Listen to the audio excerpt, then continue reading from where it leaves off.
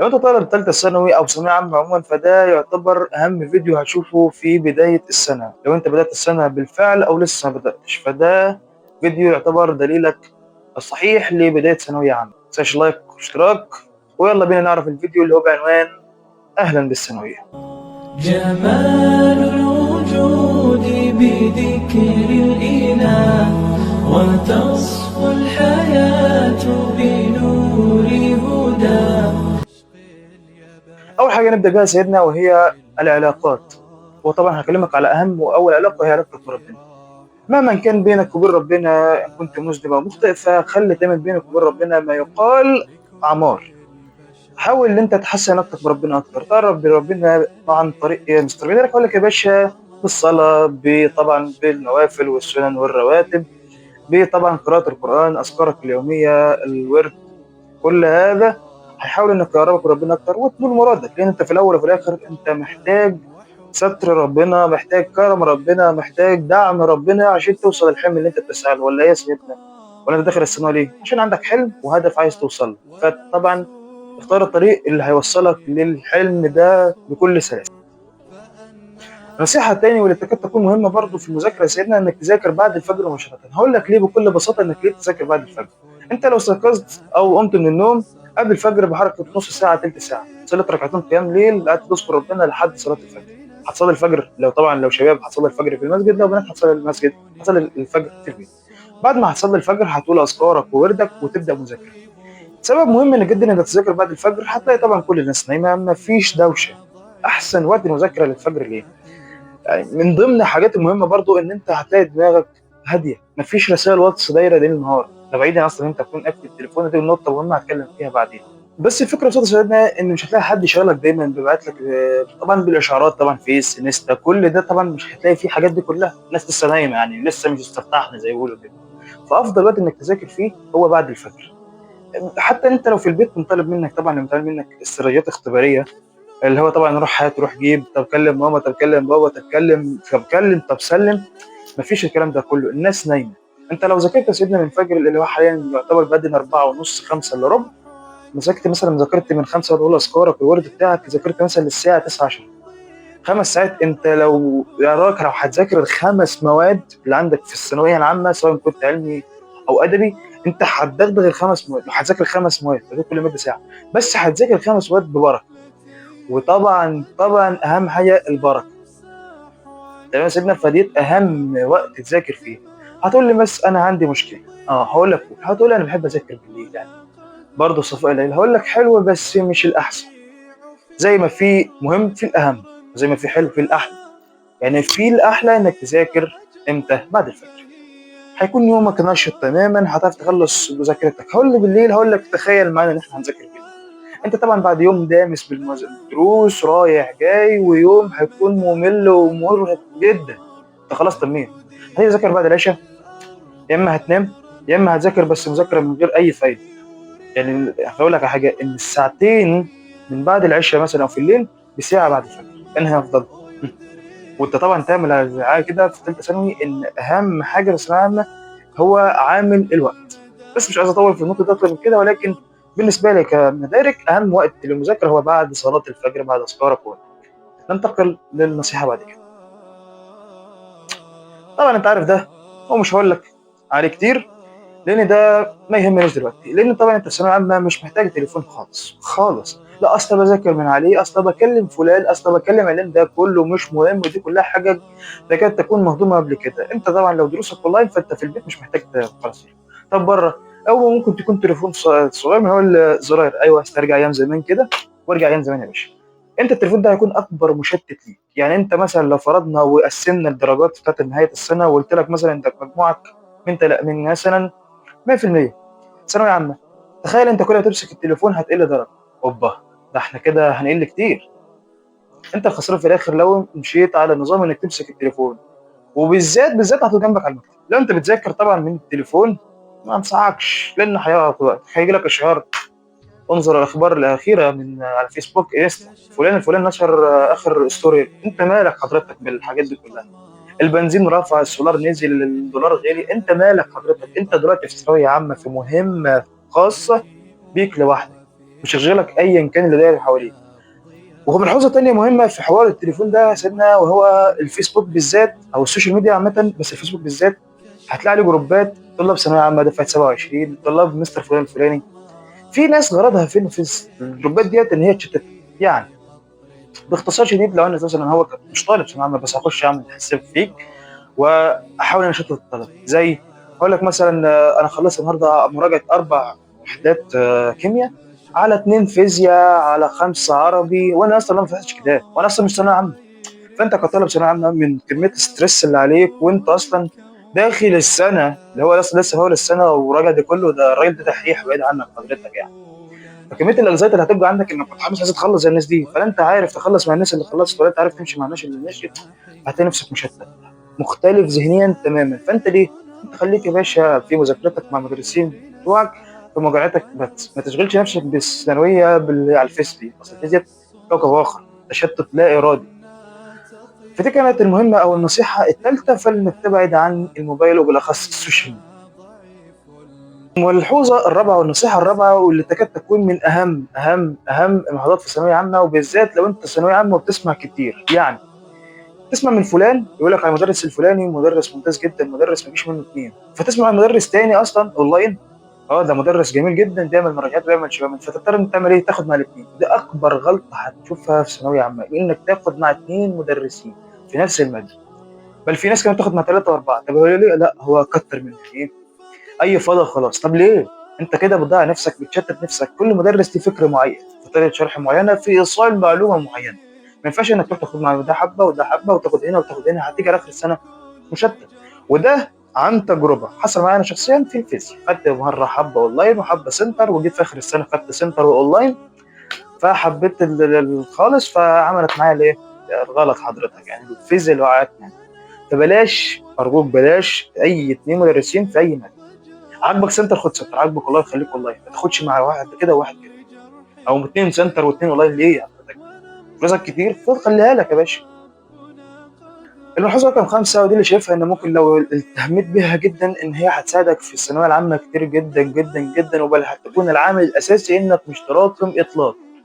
ودي يعتبر انت بتعملها حاليا لانك لسه في الاول كده، فطبعا بشاير السنه وطبعا لسه ما انضغطتش فبتعملها كده، وهي انك تذاكر اول باول، اياك والتراكم. حضرتك انت لو بتاخد سنتر فهتاخد الدرس وليكن ساعتين 3 في نفس اليوم. هجرة ايه لو جيت من الدرس رجعت بس الخير، تاني يوم بصيت فيه وذاكرته وحليت عليه؟ اعتقد مش هيجرى حاجه. لكن لو مشيت بنفس الخطه الثانيه او نسميها خطه بي، خدت الدرس جيت نمت تاني يوم، كسلت تبص فيه، قلت هبص فيه يوم الحصه اللي بعد يومين او تالت يوم تقريبا. فلا انت فاهم الحصه، تيجي تالت يوم لا انت فاهم الحصه ولا انت ذاكرتها ولا انت حليت عليها، فرق انت، فخدت حصه ثانيه عليها، فرق انت. فهنا فتحت على نفسك باب التراكمات، وانت اصلا في عرض انك تخلص بدري، ما تراكمش. نصيحه مني حاليا اضافيه كده، ما تراكمش من دلوقتي، هتيجي في نص السنه الناس واخده اجازه اسبوع من الاسترس كده والضغط اللي هي عليها كده، تاخد اسبوع اجازه وانت عمال تراكم في التراكمات اللي عليك طول الترم. فارجوك من دلوقتي بلاش اي تراكمات.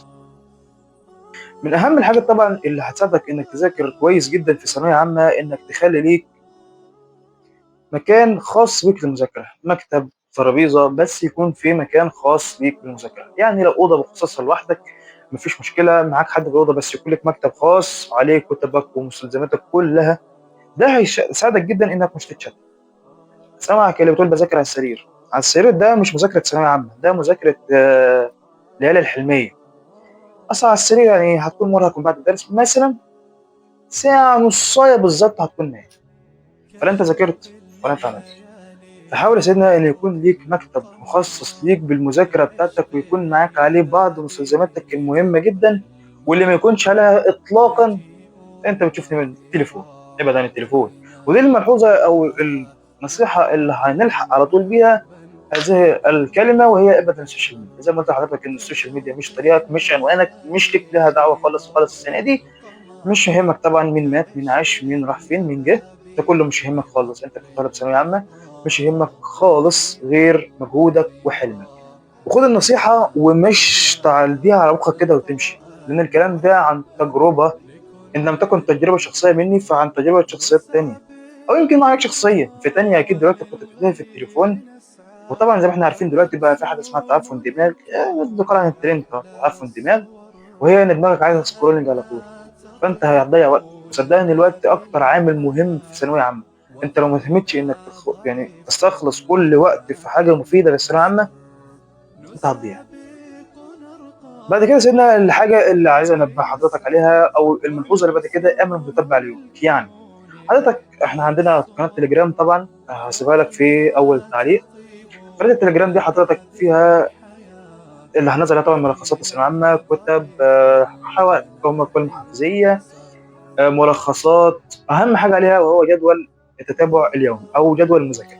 جدول المتتابع اليومي ده طبعا فيه طبعا كل حاجه: اذكارك، صلاه الفجر، الصلوات الخمس، عادات يوميه بتعملها، عادات سيئه بتخف منها، رياضه التليفون. ده كله في اسمه متتبع يومي. هحاول نحط لك في المونتاج هنا او احط لك في قناه التليجرام. الجدول ده لو طبعته حطيته قدامك على المكتب كده او قدامك على الحيطه كده، فده هتعرف ان يومك ماشي ازاي، ايه اللي عملته، ايه اللي حاولت انك ما تعملوش. ده هيفيدك جدا جدا من حيث العامل التحفيزي الخاص بحضرتك. ليه؟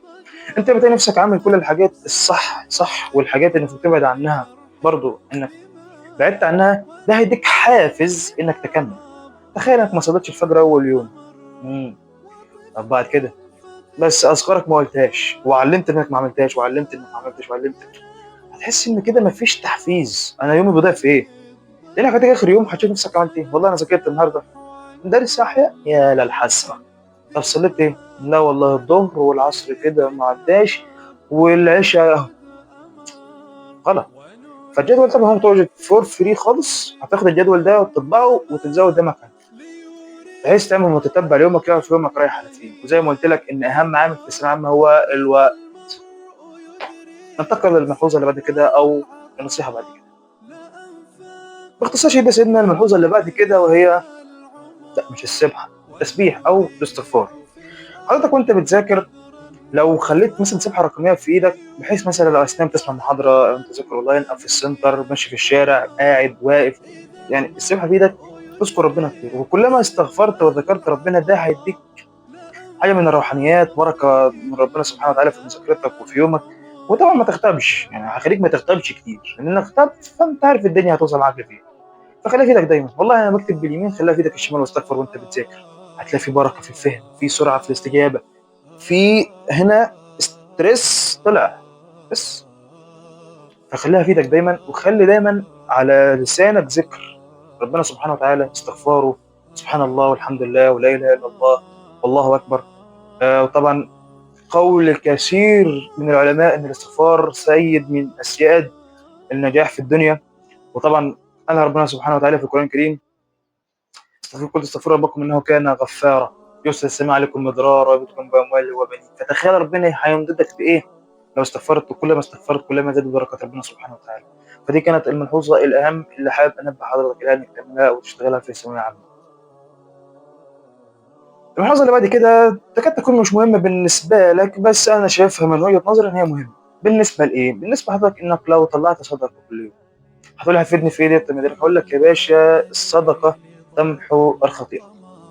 انت في سنه زي ديت محتاج انك تعمل اللي عليك، شيء اكيد، بس محتاج بركه من ربنا. محتاج يعني ايه؟ زي وفاة من ربنا يعينك على السنه زي ديت، يعينك تحقق حلمك، ترفع راس اهلك، ترفع راس مستوى نفسك، توصل تدخل الكليه اللي انت بتحلم بيها او اللي انت بتحبها. لان طبعا انت شايف الدنيا ليست للضعفاء وانما للاقوياء بربهم. فالصدقه مش هتاخد من 10 20 ايا كان في مقدورك، بس اعلم ان هي هترفع عنك بلاء، هترفع عنك حاجه، هتسهل عليك مذاكره، هتسهل عليك درس مش فاهمه. فالعبها صح. والتجاره مع ربنا او التجاره الوحيده اللي مش فيها خساره هي التجاره مع ربنا سبحانه وتعالى. نيجي بقى للملحوظه او للنصيحه المهمه واللي شفتها كتير. انك طبعا بتبدا ثانويه عامه، فتعرف عندك مواد بتنضاف ومواد مش بتنضاف، مواد صعبه ومواد سهله، فتبدا بالسهل. ليه؟ والله بنستريح، فتضطر انك تبدا تشتغل في مواد وتركن مواد. والله مثلا الانجليزي مش عاجبني او حاسس انه هيتلم يعني اخر السنه عشان مش ننسى كده يعني، فهتراكمه، فهتيجي اخر السنه تلمه، لا شوف لك حد يلمك انت وهو. والله الكيمياء تقيله، لا نبدا كيمياء. طب العربي لا سهل يعني مراجعات نهائيه وبتاع وهنلم الدنيا. فاقول لك ده كله غلط. تبدا في المواد كلها، ما تراكمش حاجه وما تركنش حاجه للمزاج، انك هتيجي اخر السنه تتسوح. وبص، ما انت سوح اتلوح، اوعى تتسوح وتركن حاجه او تقول دي ماده سهله او دي ماده صعبه، لانك اقسم بالله انك انت اللي خسران. انا عن نفسي يعني حاجه لما كانك انت اللي هتلم وانت اللي هتتعب وهتنضغط نفسيا وماديا وعلميا وكل حاجه. بالنسبه للنقطه الاساسيه اللي انا قلت لك يكون عندك مكتب خاص، فدول اهم حاجتين يكونوا معاك على المكتب. خليني اشرح لك الموضوع ببساطه شديده. انت لو على المكتب وبتذاكر وسرحت في المحاضره، هيجي في بالك كميه افكار. واو، ده انا المفروض اكلم صاحبي عشان عندنا حجز، ده انا المفروض اعمل، ده انا عندي درس بكره، ده انا عندي امتحان يوم الجمعه، ده انا عايز اعمل، ده انا عايز اروح، ده انا عايز اجيب. دي كلها افكار الشيطان هيهيئها لك وقت انت ساعه المذاكره، هي تعالى ساعه المذاكره. طب ليه؟ طيب خلي معاك نوت بوك تكتب فيها كل يومياتك، او تكتب فيها فوق، بص كل اللي بيدور في دماغك. مثلا تيجي كاتب فوق كده النهارده مثلا الخميس، مثلا انا عندي مثلا مذاكره كيمياء وعندي امتحان عربي يوم الجمعه الساعه كذا، فاحنا محتاجين نراجع. هتحس ان انت ماشي في نظام تخطيط كده، وتعرف انت ماشي ازاي ورايح فين وعندك ايه، زي نظام تخطيط كده. نوت بوك صغيره هديه في مكتبك، مش التليفون. مش تقول لي هكتب على التليفون، سيبك من التليفون ده خالص، ارمي التليفون، خلي معاك نوت بوك. طيب بالنسبه للكراسه، اعمل بيها ايه؟ هقول لك باختصار شديد، الكراسه دي هتكون سر نجاحك في ثانويه عامه. لا للدرجه دي؟ هقول لك بص يا سيدي. فرضا جدلا انك دخلت ثانويه عامه، مش الامتحان اخر السنه الفاينل، ولكن امتحان مع احد المدرسين، تمام؟ الامتحان الشامل او بيسموه امتحان شامل، فجبت فيه مثلا اللي هو من 30، فانت جبت فيه 25. هتقول لي إيه القفله من اول كده؟ اقول لك مش قفله، اسمع الكلام ده. بعد ال 25 انت عندك خمس اخطاء. هقول لك بس بحاجه مهمه جدا، الخمس اسئله دول غلط. مش تاخدها بناحيه انحياديه وتزعل، ده انا ما كده ما قفلتش اول ما مش بقفل شوامل، لا مش هقفل الماده. خليني بقول لك كمان واصدمك ان اللي بيقفل شوامل يعني مش دايما بيكون بيقفل الفاينل. يا الدرجه دي؟ للدرجه دي. هتاخد الخمس اخطاء دول وتكتبهم في نفس الكراسه دي. والله انت مثلا كان عندك امتحان فيزياء على الباب الاول والباب الثاني، فانا عندي خمس اخطاء دول، غلطت في الباب الثاني سؤالين والباب الثالث ثلاث اسئله، فدول الخمسه اللي نقصهم. مثلا هنقول مثلا فرضا جدلا، هقول لك هتاخد خمس اسئله تكتبهم في الكراسه، وتروح تبص عليهم في الشرح وفي الاسئله وتحل عليهم فكره واثنين ثلاثه وتكتبهم في نفس الكراسه. تعالى مثلا بعد شهر هنعمل امتحان شامل يا شباب عن الفيزياء، بس هنعمل اول ثلاث ابواب. هتيجي في نفس الكراسه وتبص على الاسئله اللي انت غلطت فيها، واثبت تفاجئ في الامتحان هتلاقي نفس الافكار في الامتحان. ياه، بالسهوله دي؟ هقول لك بالسهوله دي. فانت الاخطاء، او ببساطه شديده تتعلم من اخطاء. وعشان ما تشتتش نفسك، لو خليت لكل ماده كراسه جانبيه كده، او نوت جانبيه كده تكتب فيها اخطاء، يعني بص، هي اخطائك دي هي اللي هتيجي في الامتحان. يعني انت، يعني انا بشوفها من نفسي كده، لو ما قفلتش امتحان شامل عادي بتعلم، طالما مش اخر السنه مش هنقتل بعض يعني، بل بالعكس انا ممكن اثبت الفكره اكتر. كنت مثلا في حته فلانيه في الانجليزي، في ماضي تام، ماضي بسيط، في اي زمن من الازمنه، هعرف اربط الدنيا واعرف اذاكره تاني. خليك مثلا انت غلطت في سؤال في مثلا في الماضي، في الماضي التام، لا انا غلطت في الماضي التام، لا نروح نبص في الامتحان بقى، او في نبص في الكتاب ذات نفسه الشرح، او في الحل في الاسئله عموما. اللي هو بيجي كذا وكذا، وبيجي لو يجي قبله كذا بيعمل بعد كذا، خلاص انا ثبت هنا مستحيل انسى الماضي التام تاني. خليه يجي في الامتحان كده، في امتحان اخر السنه مستحيل انساه. ليه؟ لان انا عرفت غلطت فين وكتبتها عنه. فدي كانت ملحوظه مهمه جدا جدا جدا، واللي اشتغلنا عليها عن تجربه مع طلاب السنه اللي فاتت، وانا شخصيا بشتغل. النصيحه قبل الاخيره، وهي بص على امتحانات السنين اللي فاتت. ياه احنا فين واحنا فين يا ابو حميد؟ اقول لك يا باشا، صلي بينا. امتحان السنه اللي فاتت هتاخد زي نظام فكره، هتبص على الثانويه العامه من فوق. انت لو قدامك امتحان الثانويه العامه هو بتاع السنه اللي فاتت، كيمياء قالوا عليه صعب، يعني في ناس قفلته. طب انت لما تبص عليه مثلا هتلاقي مثلا في سؤال جه في الباب الاول، لا اركز مثلا انه هيجي في الحته دي، هيجي في الخلوبس ده. في الفيزياء، في امتحان كان خلوبس كده في الباب الرابع، لا ابص عليه كده وابص الدنيا اشوف اركز في الباب الرابع هركز على ايه. فبيديك زي نظام معلومات سطحيه في هذا السنه اللي فاتت، معلومات سطحيه عن امتحان اخر السنه. فبتعرف انت يا باشا انت ساير ليه. ما انت ممكن تقعد تدش طول السنه وتلاقي الامتحان جاي من كوكب اخر. بيحصل، ممكن يحصل، هو حصل نسبيا يعني. بس انت لما تكون باصص وفاهم وعارف انت اخرة الطريق ايه، هتكون الدنيا واضحه بالنسبه لك. بس كده. النصيحه الاخيره، طبعا ما تنساش تعمل لايك واشتراك للقناة، احنا بنتعب عشانكم وانتوا مش عشاننا.